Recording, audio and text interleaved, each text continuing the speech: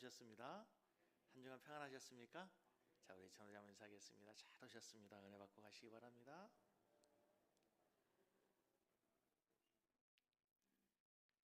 네, 오늘은 스승의 주일로 지키는 주일입니다.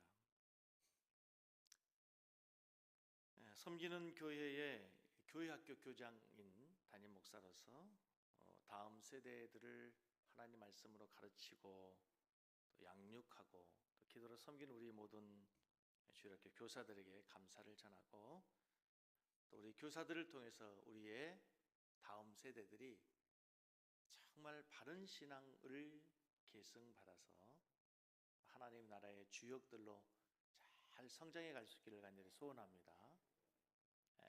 부디 다른 세대가 되지 않도록, 다음 세대가 여호수아 1장에 보면은 다른 세대가 되었거든요. 우리의 믿음의 선진들이 가지고 있는 그 신앙과 다른 세대가 아니라 같은 세대로, 같은 복음으로 같은 신앙을 갖고 하나님 나라의 주역이 될 수 있는 은혜가 될 수 있도록 우리 교사들에게 크게 박수 한번 하도록 하겠습니다.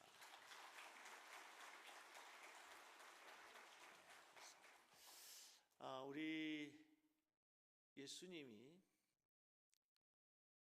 우리 모든 그리스도인들의 영원한 스승이십니다. 스승의 주일에 반드시 우리들이 기억해야 될 가장 중요한 첫 번째 진리, 우리의 진정한 스승은 누구시다? 예수님이십니다.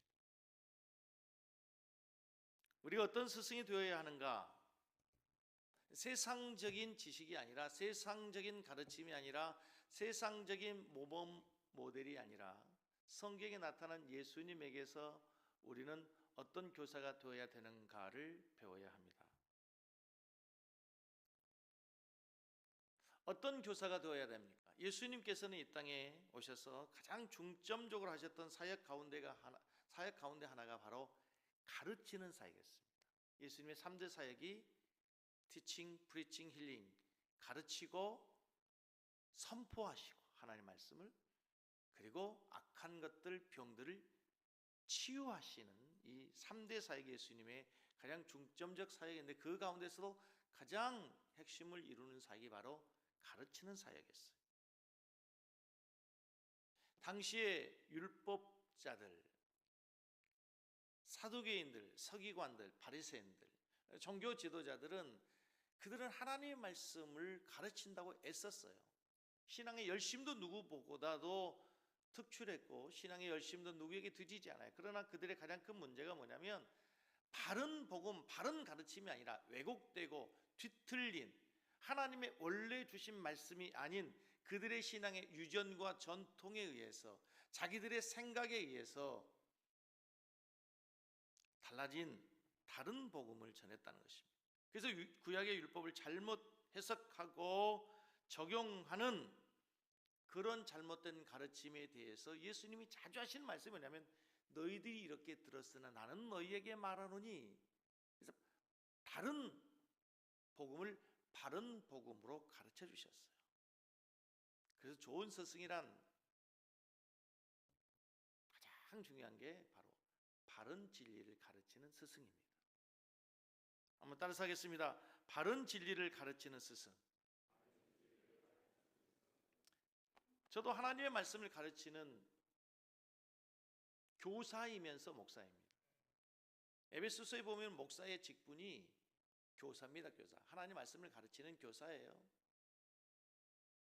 그래서 제가 제 사역의 가장 중요한 핵심 사역 중 하나가 하나님의 말씀을 바르게 가르치자. 성경 말씀이 원래 의도하는 바를 하나님 말씀을 그대로 풀어서 우리 성도들에게 가르치려고 애를 씁니다.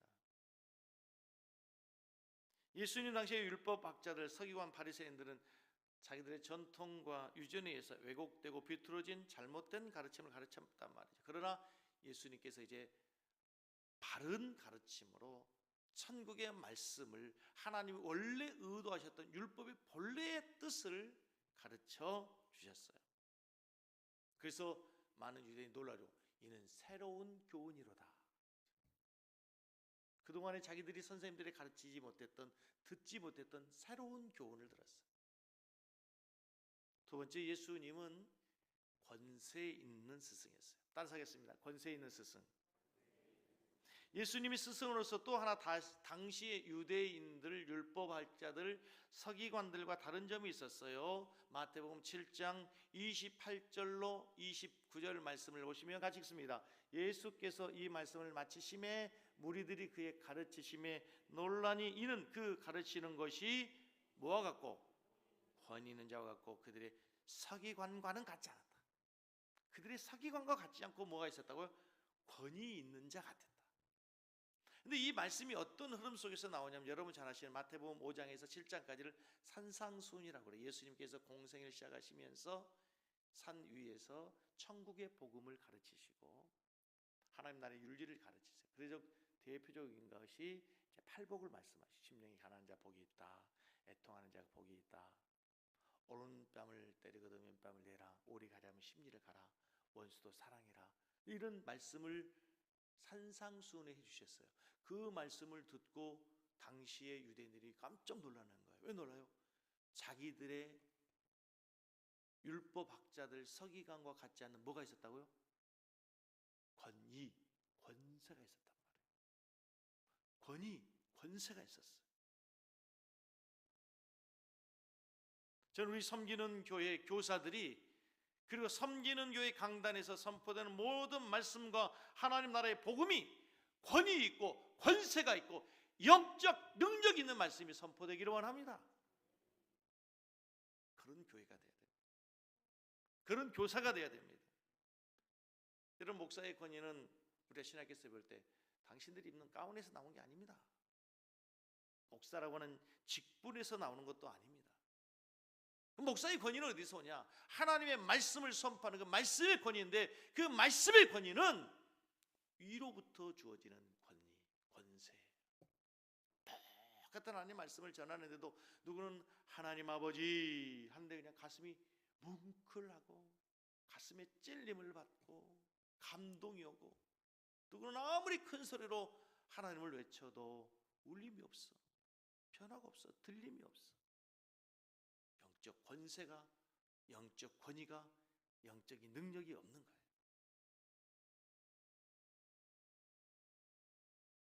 그 권위는 위로부터 주어집니다. 영적인 권세는 그 사람이 하나님과의 깊은 교제를 통해서, 하나님과의 교제와 관계 속에서, 하나님과 친밀한 관계에서 하나님이 부어주시는, 하나님의 성령이 역사할 때 그런 권세가, 능력이 나타나야 되는 줄로 믿습니다. 우리 기독교의 교육의 핵심은 영성에 있습니다. 영성. 그런 의미에서 예수님이 영성의 대가이셨어요. 기독교 2000년의 역사를 보면 수많은 세월 동안 교회가 부흥하고 사람들이 변화되었다가 시대가 지나면서 그 복음이 다른 지역으로 옮겨지게 됩니다. 다른 민족으로, 다른 지역으로. 그리고 그 어김없이 그곳에서 또다시 부흥이 일어나는데, 그곳에는 뭐가 있냐? 영적 권세가 있고 영적인 능력이 있고, 말씀이 선포되면 거기에 성령의 역사가, 믿음의 능력이 나타나게 된 줄로 믿습니다. 그래서 말씀을 선포할 때에 가르치는 자에게, 선포하는 자에게 예수님처럼 권세가 있어야 돼. 권세. 초대교회에서 시작된 복음, 사도들이 말씀을 전합니다. 예수님의 제자들이. 사복음서에 있었던 예수님의 제자들은 그토록 애를 써도 귀신을 쫓아내지 못했어요. 그렇죠?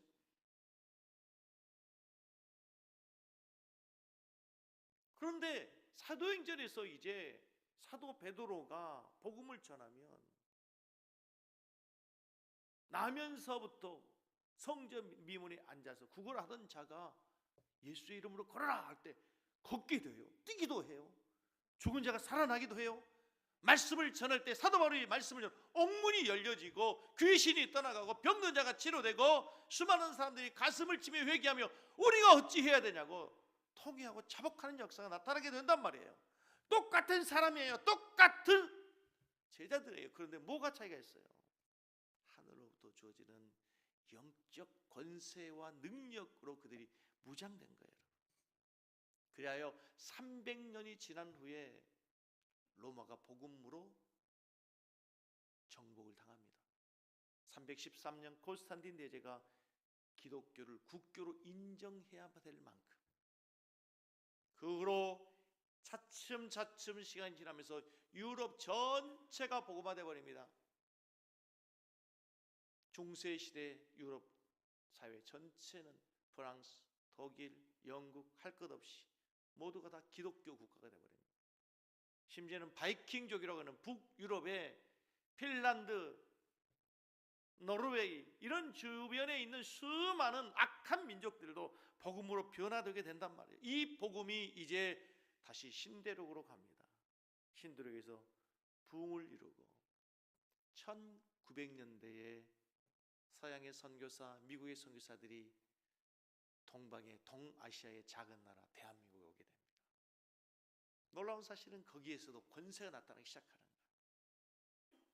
그렇게 서양 귀신이라고 핍박하고 부모도 모르는, 효도 모르는 서양의 종교라고 핍박을 했음에도 불구하고 그 선교사들이 복음을 전하면 병든 자가 치료가 되고 기도하면 귀신이 떠나가고 그 지역에 놀라운 역사들이 일어나게 되면서 1907년은 급기야 평양 도시 전체가 회개 역사가 일어나고 하나님의 복음의 능력이 나타나게 된 줄로 믿습니다.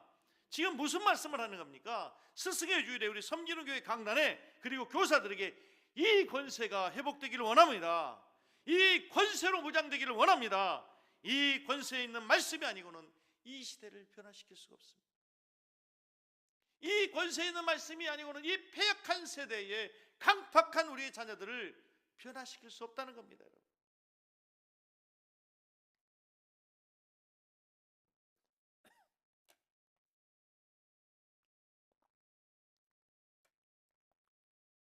그래서 바른 교사는 첫째, 바른 복음을 전해야 돼요. 바른 복음.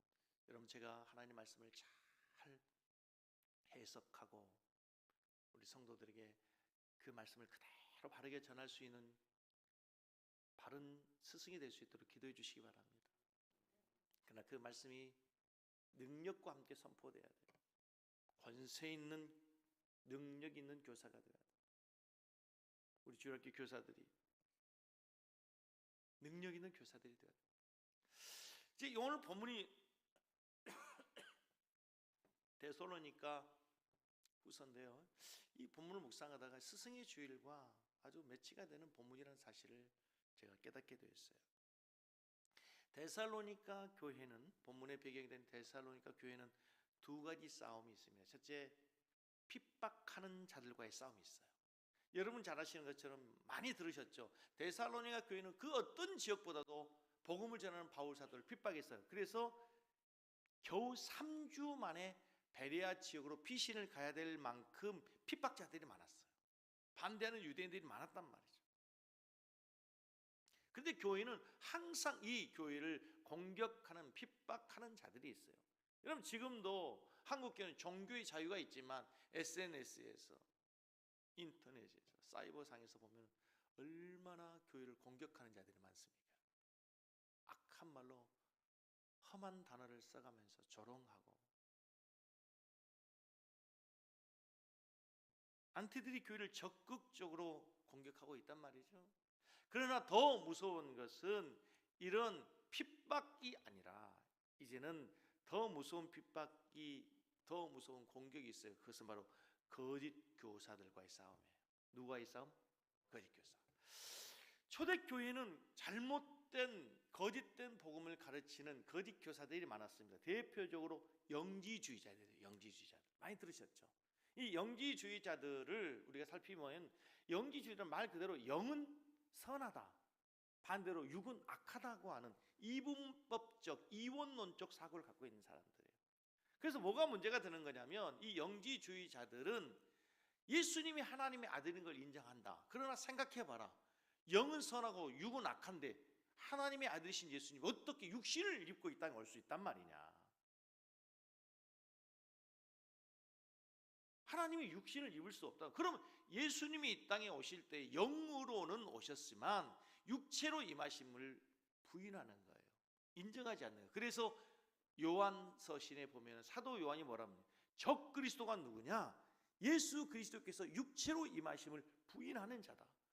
만약에 예수님께서 육체로 이 땅에 오신 것을 인정하지 않으면 어떤 문제가 있죠? 십자가에서 예수님이 죽으실 때 내가 목마르다 피를 쏟으시고 물을 쏟으시는 그것이 인정이 되지 않는 거예요. 그럼 우리의 구원이, 우리의 육체의 구원이 이루어질 수가 없단 말이죠. 예수님은 실제로 마리아의 몸을 빌려서 육체를 갖고 태어난 완전한 인간이라는 사실을 기억하시기 바랍니다. 이 영지주의자들을 향해서 쓰여진 책들이 요한 1, 2, 3서뿐만 아니라 골로새서 뿐만 아니라 두 번째 거짓 교사들, 대표적인 교사들이 뭐냐면 율법주의자들이에요. 율법주의자들. 이 율법주의자들은요, 대단히 율법을 철저히 지키는 사람들이에요. 율법에 생명을 거는 사람들이에요. 근데 예수님이 십자가에서 죽으시면서 우리를 구원했다 믿겠다는 거예요. 예수님이 그래 우리를 십자가에서 죽으신 거 그래 인정해, 좋아, 믿음을 인정해. 그러나 율법을 어떻게 할 거야? 율법을 버릴 수 없다는 거예요. 그래서 믿음 플러스 뭐도? 율법의 행위도 함께 더야 더 온전한 구원이 이루어진다. 그 말은 무슨 말이에요? 예수님이 십자가에서 이루신 구원이 불완전하다는 얘기예요. 그래서 바울은 갈라디아서에서 내가 전한 복음 외에 다른 복음을 전하면 저주를 받을 것이라. 절대로 율법학자들, 율법주의자를 인정할 수 없다 해서 쓰여진 편지가 갈라디아서예요.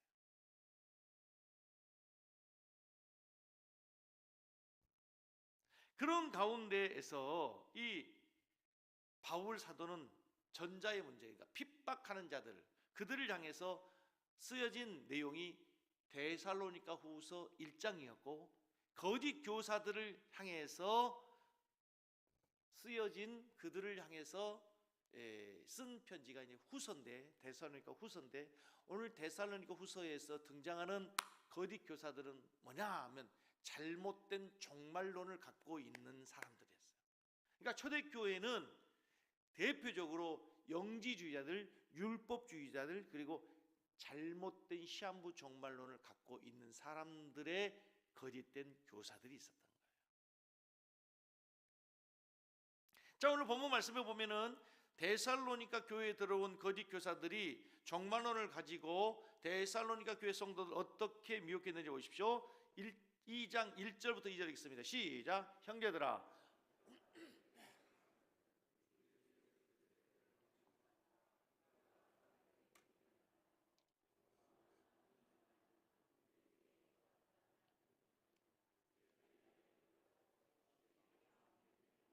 두려워하거나 하지 말아야 할 것이라. 이 거짓 교사들이 와서 시한부 종말론을 가지고 세 가지 것을 가지고 성도들을 미혹했대요. 첫째 뭘로 했냐? 영으로 미혹했어요. 미혹의 영으로. 여러분 기회가 되면 이제 후반전에 가서 데살로니가후서 3장 거기 가서 보면 제가 다시 이 미혹의 영에 대해서 한번 설명할 텐데요. 이 미혹의 영은 아주 무서운 영입니다. 이단과 관련해서는 항상 등장하는 이 영이 미혹의 영이에요. 미혹의 영. 여기서 영이란 말은 영적으로 계시나 예언을 받았다는 거예요. 근데 잘못된 계시, 미끄러진 계시, 하나님의 계시가 아니라 자기의 생각과 자기의 뜻을, 자기의 욕심을 이야기하는, 그리하여 잘못된 예언으로 교묘하게 미혹해버리는 거예요. 여러분 영의 세계를 알면 알수록요 무서워요. 거짓된 교사들이 첫 번째 영으로 미혹해요. 두 번째 뭘로 하냐? 말로. 여기서 말로 미혹한다는 말은 주로 설교나 가르침으로 미혹하는 경우를 말하는데, 막 두려움을 조장하고 시한부 종말론을 가지고 일상의 삶을 흔들어 버리는 말로 미혹해. 세 번째 뭐냐? 편지로 유혹했어요. 2장 1절 보면 나오시죠? 형제들아, 우리가 너에게 고난 것은 우리 주 예수 그리스도의 강림하심과 우리가 그 앞에 모여 가난하여 영으로나 또는 말로나 또는 우리에게서 받았다는 뭐죠? 편지로. 그러니까 바울 사도가 보낸 편지 이외에 자기들이 쓴 거짓 편지를 가지고 이게 바울의 편지다, 너희들에게 복음을 전하고 이 교회를 세운 바울 선생님이 이렇게 편지를 보내왔어 하는데 그 편지는 바울의 편지가 아니라는 거죠.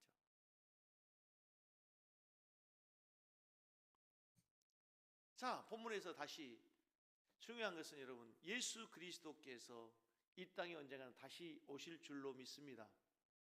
목사님, 진짜입니까? 저의 이야기가 아니고 성경에서는 예수님이 다시 오실 것을 약속하고 있습니다. 그때는 어린 아이의 모습으로, 아기의 모습으로, 강보에 쌓인 그 연약한 모습으로 온 것이 아니라 세상의 모든 철장의 권세를 가지고 만왕의 왕으로 모든 자들을 심판하시는 심판의 주로 오신다는 사실을 믿으시기 바랍니다. 그런데 이 본문에서 이제 계속해서 나오는 모든 말씀의 핵심이 뭐냐면 예수님이 이 땅에 오시기 전에 여러 가지 많은 징조가 있어요. 징조. 그 징조 가운데 하나가 뭐냐? 잘못된 이단들이 출현할 거라는 거예요. 뭐가 출현해요? 이단들이 출현해요. 불법을 행하는 이단들이, 악한 자들이 출현할 것이다. 사랑하는 성도 여러분, 여러분 믿음의 눈을 뜨고 영의 눈으로 보면요, 이 세상에, 우리가 살아온 이 세상에 얼마나 많은 이단들이 있는지 모릅니다. 전 세계적으로 활동한 이단도 있고요, 우리나라에 생긴 이단도 있는데, 어느 통계 보니까 우리나라에서만 자칭 예수라는 자가 21명이랍니다. 대표적으로 여러분 몰몬교라고 들어보셨죠? 지금 많이 보이지 않더라고요. 몰몬교, 크리스찬 사이언스라고 이단도 있고, 제7일 안식일교 들어보셨죠? 하얀색 넥타이, 하얀색 와이셔츠에 넥타이 메고 검정색 가방들 들고 다니면서 영어 가르쳐준다고 미혹해서 하는 여호와의 증인 파수대에 갖고 하는.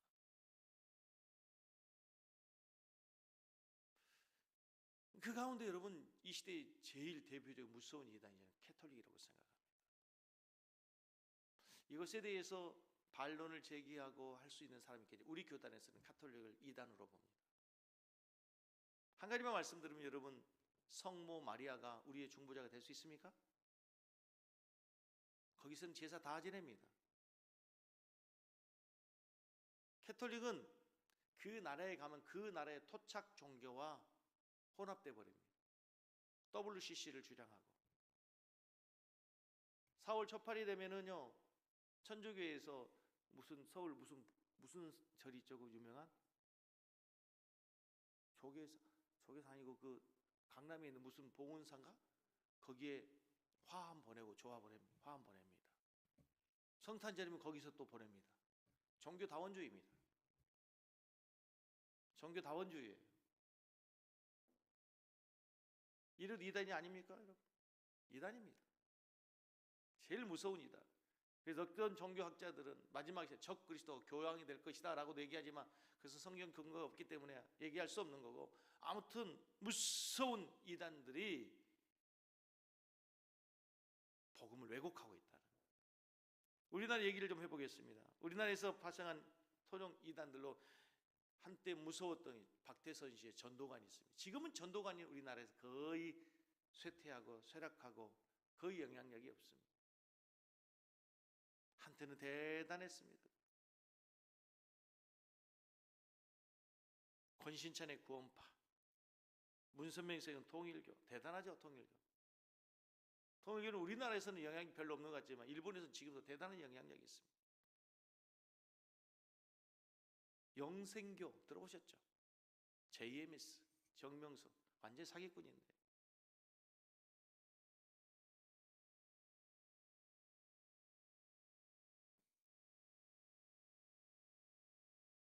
조금은 이상하게 성경을 풀이하고 기독교 정통 교리에서 벗어난 교단들에서 주의해야 된다고 이단으로 정죄한 사이비들도 있습니다.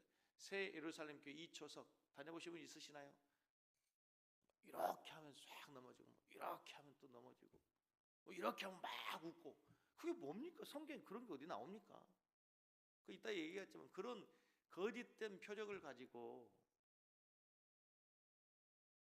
쇼를 하는 겁니다. 그게 성경에서 말하는 진정한 능력과 표적이에요. 예수님은 그렇게 기적을, 능력을 행하시지 않으십니다. 베레아의 김기동, 다락방, 요즘에 가장 경계해야 될 신천지. 자, 이제 이런 이단들이 가지고 있는 특징들 여러분 잘 들어보십시오. 잘 기억하셔야 됩니다. 이단들이 갖고 있는 공통점이 있어요. 기존 교회를 정죄하고 자기들만이 진리라고 강조해요. 그래서 그들은 성경 이외에 병행하여 또 하나의 경전을 가지고 있고 자기들만의 교리를 가지고 있어요. 원리강론 어디 겁니까? 모르시는 게 좋아요. 그래요. 통일교가요.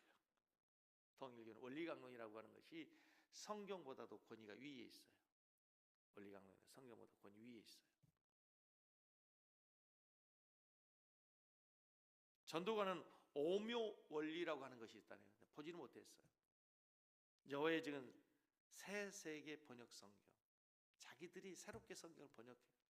몰몬교는 몰몬교, 안식교는 교리문답. 다 성경 위에 성경을 능가하는 권위를 주어진 자기들만의 뭔가 또 다른 경전이 있어요. 여러분, 우리는 66권 이외에 그 어떤 것도 하나님의 계시의 말씀이 될 수 없고 성경을 능가하는 계시는 이미 종결된 줄로 믿습니다.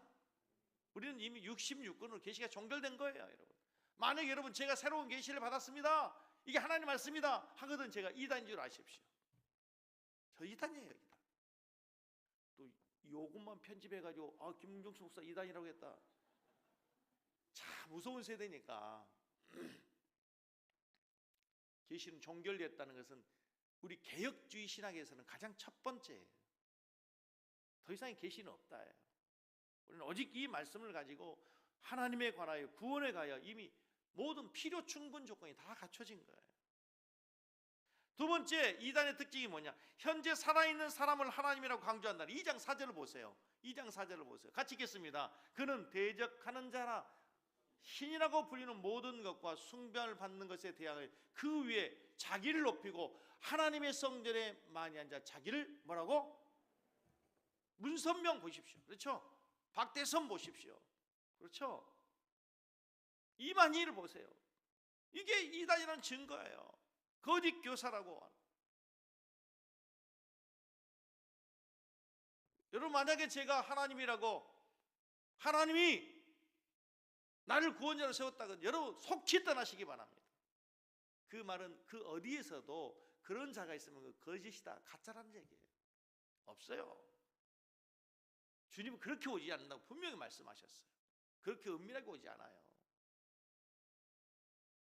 모든 사람이 볼 수 있도록 오신다 그랬어요.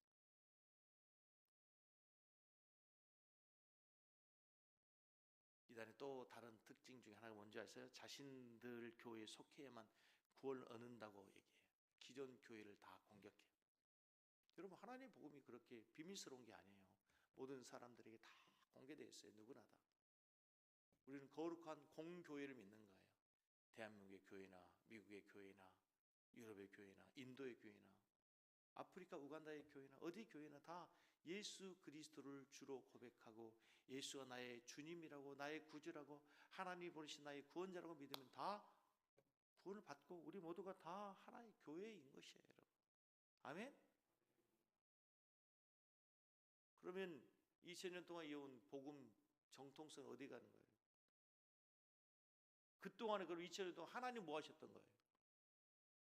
말이 안 되는 거예요. 신천지 자기들만 14만 4천으로 얘기해가지고 자기들만 구원이 있다고. 그러면 2000년 동안에 그럼 교회는 어디에 있었어요?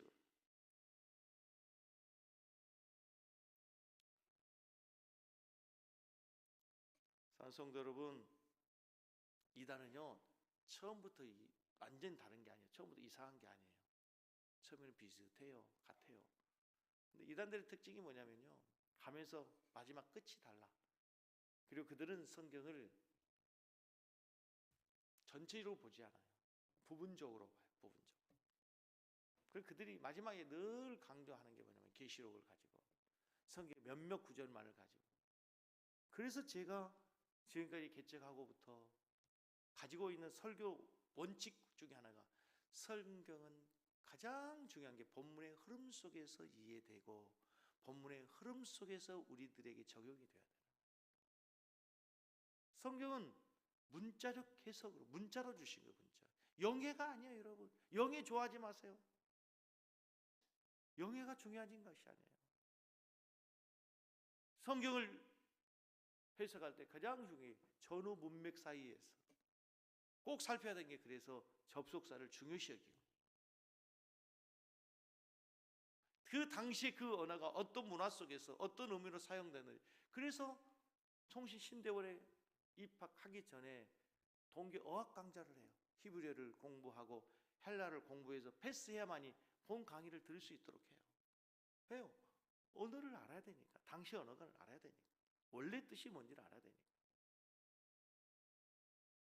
가끔 제가 설교하다가 헬라 원어는 히브리 원어는 이런 얘기, 유시간책 하려고 하는 게 아니라 그 뜻의 의미가 원래 그때 당시 어떤 의미인지를 알아야 오늘 우리가 그것을 바르게 이해할 수가 있는 거예요. 자, 그렇다면 이제 더 중요한 게, 여러분, 그럼 왜 이들이 이렇게 간교한 유혹에, 미혹에 빠지게 되는 걸까요? 첫째는 영적 지식과 성경에 대한 지식이 전혀 없기 때문에 그래요. 모르기 때문에. 성경에 대한 지식도 없고 신앙의 뿌리도 없고 인도해 주는 삶도 없고 다 교회가 같다는 거죠. 여러분, 코로나가 처음 발생했을 때에 신천지로 인해서 굉장히 문제됐을 때 우리 그리스도인들이 얼굴을 들고 다니지 못할 정도가 됐어요. 왜 그랬어요? 사람들은 다 신천지나 기존의 교회나 다 똑같은, 섬기는 교회나 신천지는 다 똑같은 교회로 알아요. 전혀 다른데 말이죠. 지식이 없으니까. 저희 외갓집에 형님 한 분이 아주 신실한 통일교 신자였어요. 세상을 떠나셨는데, 근데 그 곡성 읍내에 가면은 교회가 여러, 곡성 읍교회도 있고 무슨 교회도 있고 많아요. 근데 가장 집에 가까운데 뭐가 있어요? 통일교가 있어요. 통일교. 그래서 나가게 된 교회가 어디 교회? 통일교회. 아무 지식 없으니까 거기 다니다가, 열심히 다니다가 거기 교육 받다가 세계일보에 들어가서 세계일보 직원이 되고, 그래서 일본 형수와 함께 국제 결혼을 하고, 그러니까 지식이 전혀 없으니까 같은 교회로 다니는 거죠. 이름이 다른 걸로만 아는 거죠. 오늘날 수많은 사람이 그럴 수 있다는 거예요. 두 번째, 여러분 잘 들으십시오. 이단에 빠진 중요한 이유, 새로운 것을 찾고 호기심 많은 사람들이 빠지기 쉬워요. 사이비 집단들일수록 자기들만이 독특하게 성경 어떤 해석을 받았다든지 어떤 구절을 교묘하게 해석을 해요. 특별한 은사나 계시가 있다고 영적 해석이라고 얘기해요. 어떤 잘못된 사이비들은요, 성경에 보면은 성경 몇 절에 없음이라고 써져 있는 구절이 있어요. 보셨어요? 못 보셨어요? 한번 자세히 보세요. 신약성경 보다면 없음, 그 없음이라는 계시를 받았다. 원래 자기들에게 줬다 이거야. 그거 완전히 무식한 얘기예요. 그게 무슨 얘기냐면요, 원래 성경을 기록하는 마태, 마가, 누가, 요한, 사도 바울이 편지를 쓸 때는 마태복음 1장, 2장, 3장, 4장, 마태복음 1장, 2장, 1장 1, 2, 3, 4절, 10절 이런 구분이 없었어요. 후대의 학자들이 성경을 찾고 구분하기 쉽게 여기까지는 1장이라고 하자, 2장이라고 하자. 그 1절, 2절, 3절을 쓰다가 깜빡 그냥 10절을 써야 되는데 11절 넘어가 버린 거예요. 그래서 10절이 없음이에요. 없음. 근데 그걸 하나님 계시로 줬다. 그래요. 자기들의 계시를 넣고, 얼마나 무식한 얘기입니까 그게. 자기들에게 줬다는 거죠.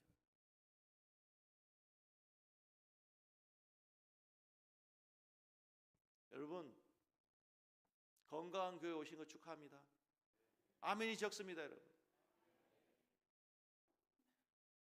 김종수 목사가 설교를 잘하느냐 못하느냐 두 번째 문제고, 이 본문의 말씀을 바르게 해석하고 건강한 신학의 토대 위에서 어찌하든지 성경의 본문의 이야기를 가지고 여러분들을 가르치고 양육하고 말씀을 그대로 선포하려고 하는 것에 대해서는 여러분 동의하시죠?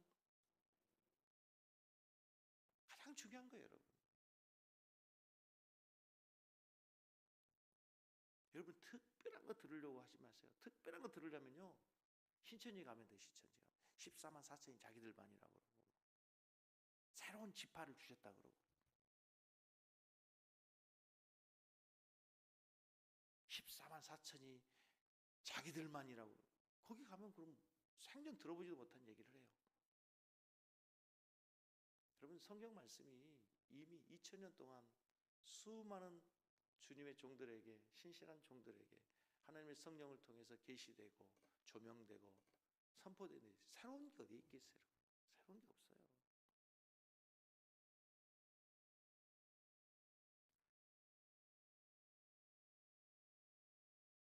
세 번째, 이단에 빠지는 경우, 이게 참 문제예요.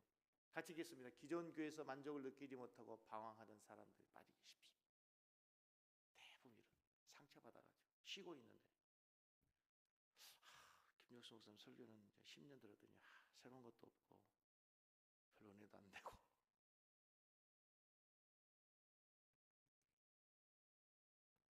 우리 교회는 다르다. 메시지가 한번 와봐라. 가면 이제 교리를 공부하는 교리를 거기서부터, 그러면 기존 교회를 공격하고. 이제 말씀의 가장 오늘 핵심이 뭐냐면요, 이단의 가장 큰 특징 중에 하나는 질병과 기적을 통해서, 이적과 표적을 통해서 하나님인 것처럼 가짜 행세를 하게 돼 있어요. 9절을 보세요. 9절 같이 한번 읽겠습니다. 9절.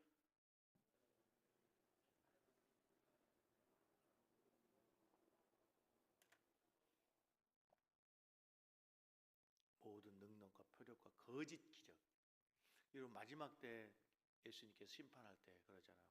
내가 주님의 이름으로 귀신도 쫓아내고 표적도 이적도 행했는데요, 불법을 행한 자들은 내게 떠나가라. 여러분, 꼭 그런 능력 있는 능력을 행하는 것이 진짜가 아니라는 거예요.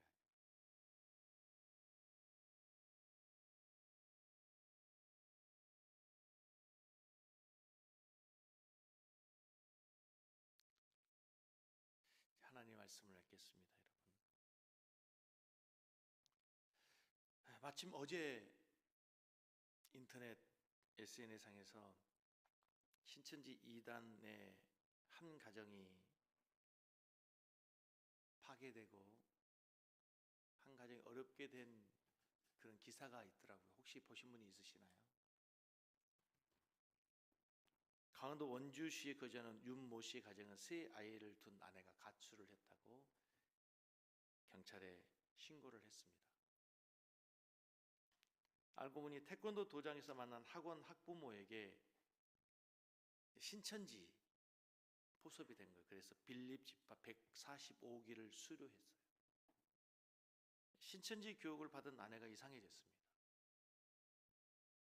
집을 나가고 극단적인 문자를 보내고,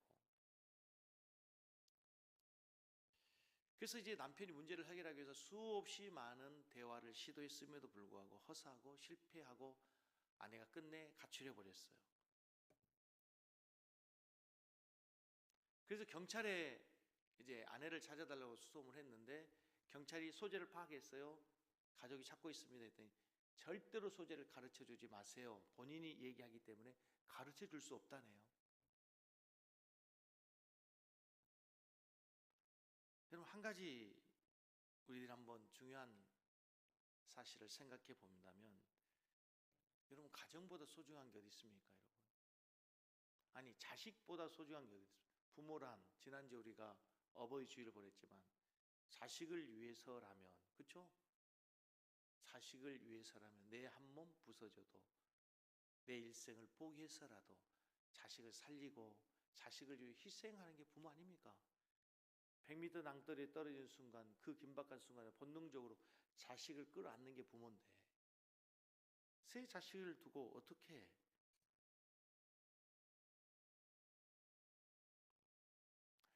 근데 여러분, 여기서 한 가지 중요한 것은요, 그 사람이 나쁘다 악하다가 절대 아니에요. 이 세계에서는 이 영의 세계에서는, 이단의 세계에서는, 이단에 빠진 사람에게서 한 가지 꼭 기억해야 될 것이 11절을 보세요, 여러분. 11절. 오늘 결론이에요. 이름 같이 읽습니다. 이러므로 하나님이 미혹의 역사를 그들에게 보사. 하나님 뭘 보내? 뭘 보낸다고요?